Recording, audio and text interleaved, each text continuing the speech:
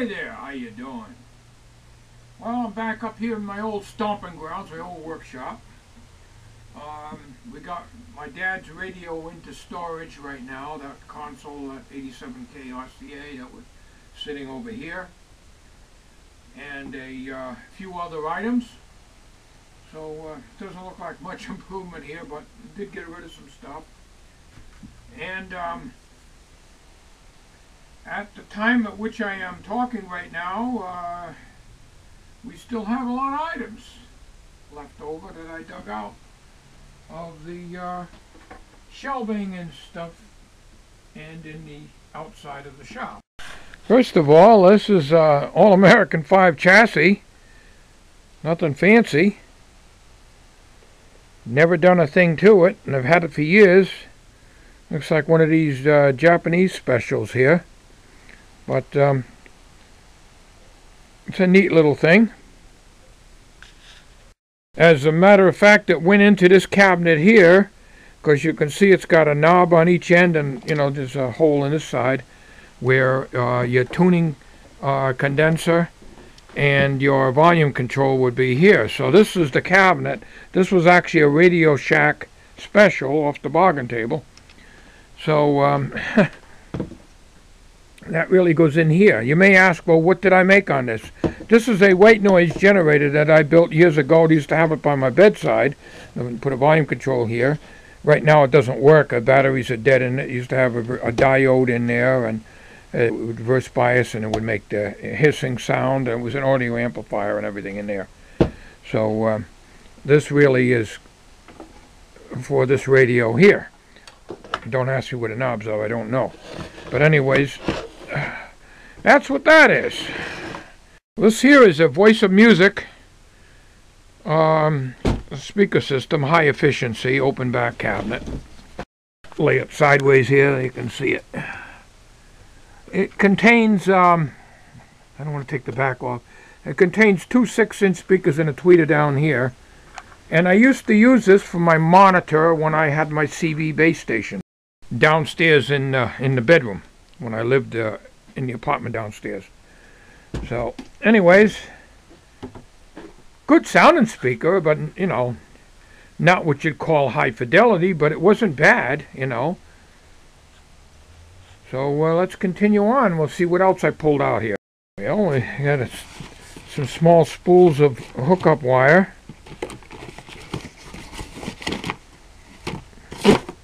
And box of small speakers from transistor radios that I junked years ago.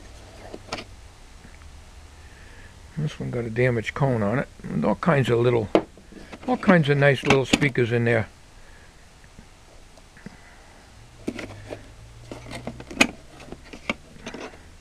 Yep. So that don't count the speakers I got over here. Here's a 45 ohm speaker that's made to go for a transistor radio that required a 45 ohm speaker, so it didn't use an output transformer. There's a couple of little ones here, some small ones here, all down through here.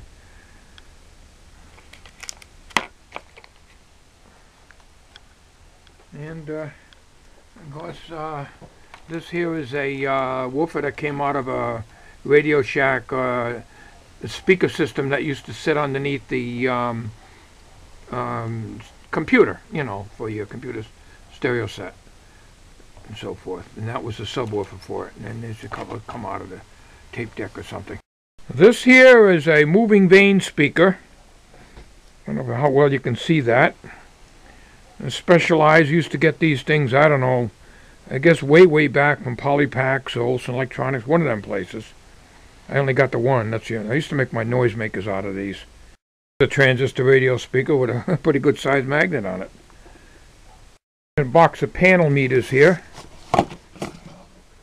AC volts, 7.5 full scale.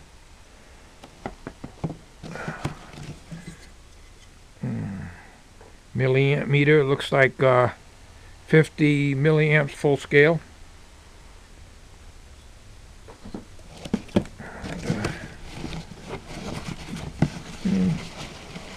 few others down there, which I'm not going to dig out.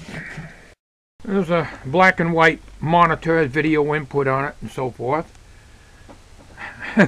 You've seen that before.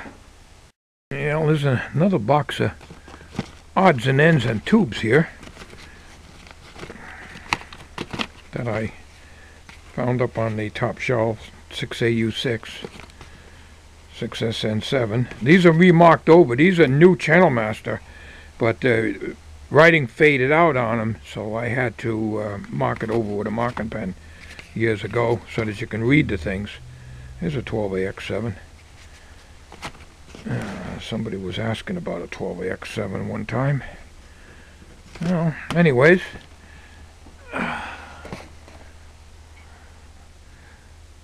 this is a meter I made years ago. It's a full-scale, I can't read that anymore. I'm going to say 10 amps, full scale. The camera will show it, but my eyes are not showing it, and I can't hold a magnifying glass and hold the camera too. But anyways, I used to test current draws. It goes to a DC amp meter, and see how many amps it would draw. And these are my resistor and substitution boxes that I've had for many years. Had to change the cords and the clip leads a few times on them.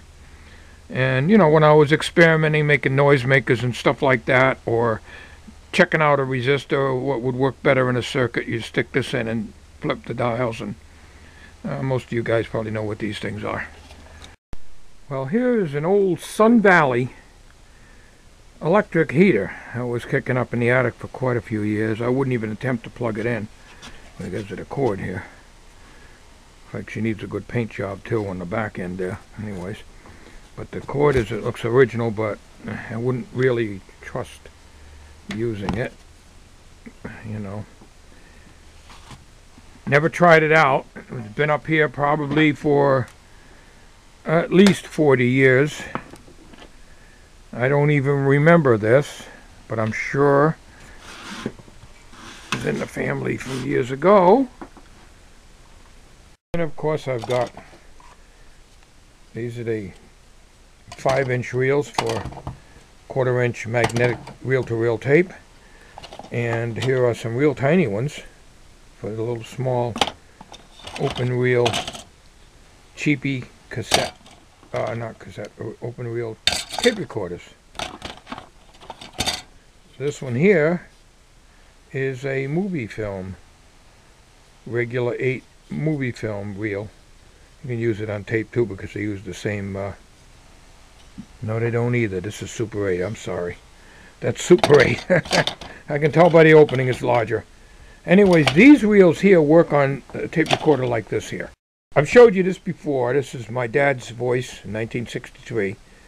And what I had done is I bypassed the amp and came right off the head and went to this jack here. And then directly off the head I'd feed into the microphone input of a cassette recorder and record it. But this original recording was made on a Lafayette tape recorder that I bought in 1963, a few months before my dad died, and so I got his voice on here. And that recorder is no longer in existence, so this one here, it still has batteries in it, would you believe that? Anyways, these are, as you well know, and I've discussed this on earlier videos, you just have to do a search and you'll find it somewhere on amongst all my videos. I described how this worked and so forth. These are non-capstan drive tape recorders, and therefore the speed is governed by how much tape is going on to the take-up reel.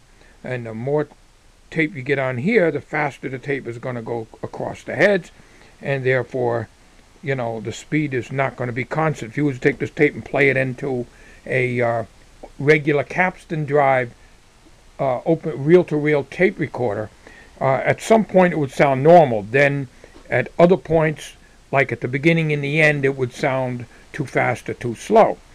So you need to play back a tape like this in a recorder or a player such as this. So these had a variable speed control. This is the original one. This is the one I added. And I never really got it the way I really wanted it, but I did get my dad's voice onto a cassette, which consequently transferred to MP3 format. But still in all, I would like to improve it somehow. And what they used there is a little lapel mic originally, and they were very, very tinny. This is a QSL card of my very first CB. I drew that. KBC 7551. I showed you my license on that years ago. Back in 1963 when I first got into Citizen Band Radio. And I used to be called the man in a barrel. And that was my drawing right there. I had it drawn large scale and then reduced, so it came out pretty good. And yeah, those were the days when CB was civilized and when you had to use call letters. Here is a 2AP1. Now this came out of an oscilloscope.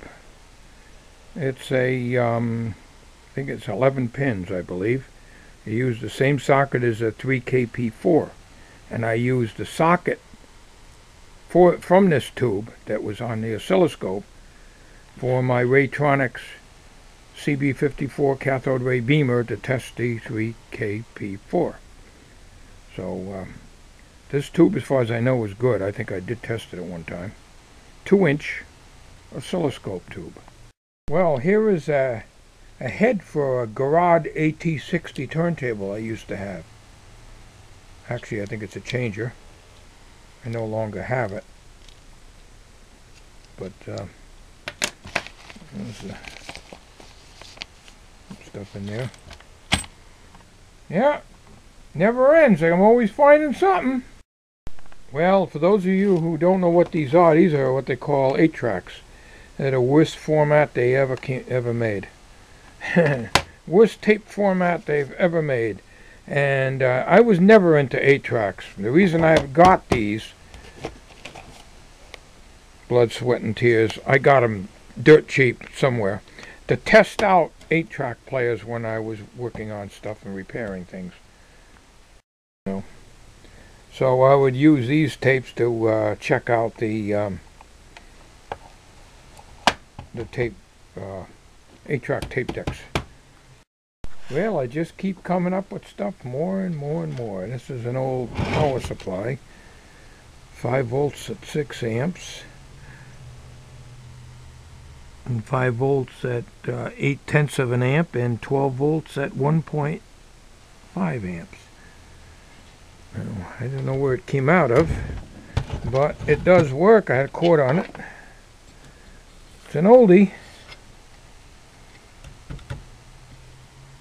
Probably in the 80s, I would imagine. Might have come out of a game or something. I did work in an arcade and got some stuff from some of them old games and stuff too, so that could have came out of that. Who knows? Who knows? Only the shadow knows.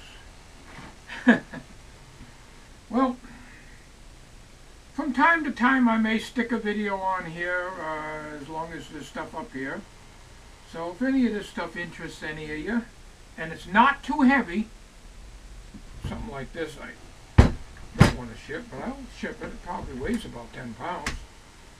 But anyways, I'll ship the smaller stuff, and like I say, there's still items here that are still here, and I'm trying to, you know, they don't want to get them thrown out, and I'll try to sell what I can. So that's about it, I guess.